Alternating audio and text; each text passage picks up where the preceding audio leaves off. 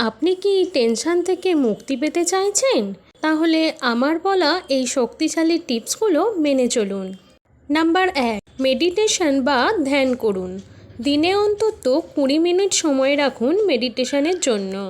1 সপ্তাহ টানা করে দেখুন, দেখবেন অবিশ্বাস্য ফল পাবেন। নাম্বার 2, চা কফির নেশা যদি আপনার অতিরিক্ত বেশি হয় তাহলে সবার প্রথমে সেটাকে ত্যাগ করুন, কারণ এতে থাকা ক্যাফেন আমাদের ইন্দ্রিয়কে সজাগ করে তোলে এবং শরীরে টেনশন বৃদ্ধিকারী কর্টিজল হরমোনের মাত্রা বাড়িয়ে দেয়। নাম্বার 3, যা হবার সেটা হবেই, সেটাকে আটকানোর ক্ষমতা আমাদের কারণ নেই।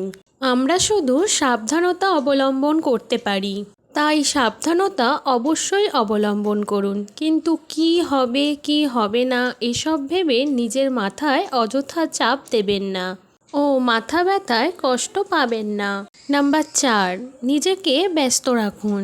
বিশেষত এমন কোনো কাজে নিজেকে জড়িয়ে রাখুন যেখানে আপনার নিজের শরীর ও মাথা দুটোই একসাথে ব্যবহার করতে হয়, যেমন ছবি আঁকা, ঘর সাজানোর কোনো জিনিস তৈরি করা, সেলাই করা, খেলাধুলা করা ইত্যাদি। নাম্বার 5, যখনই দেখবেন অকারণে টেনশন হচ্ছে তখন নিরিবিলি কোনো জায়গা দেখে একটু শুয়ে পড়ুন, দেখবেন আপনার মাথা অনেকটা হালকা হয়ে যাবে। তাছাড়া দিনে অন্তত 7 ঘন্টা একটানা ঘুমানোর চেষ্টা করুন। নাম্বার 6, চরম টেনশনের মুহূর্তে ডিপ ব্রিদিং করুন, অর্থাৎ জোরে শ্বাস নিন ও আস্তে আস্তে শ্বাস ছাড়ুন, আর এটা অন্তত 5 মিনিট ধরে করার চেষ্টা করুন। নাম্বার 7, আপনি ঠিক কী কারণে টেনশন করেন সেগুলোকে এক এক করে একটা খাতায় বা ডায়েরিতে লিখে রাখুন এবং তার পাশে সমাধানটাও লিখে রাখুন। তারপর দেখবেন আপনার নিজেরই মনে হবে এই কারণগুলো অতটাও গুরুতর কিছু নয় এবং চাইলেই সেটার সমাধান আপনি করতে পারেন।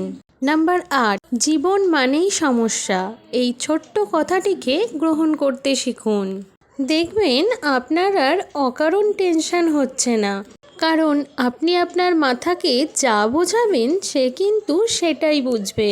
নাম্বার 9, গোমরা মুখ করে থাকবেন না। কোনো হাসির ভিডিও দেখুন কিংবা গল্প পড়ুন আর প্রাণ খুলে হাসুন।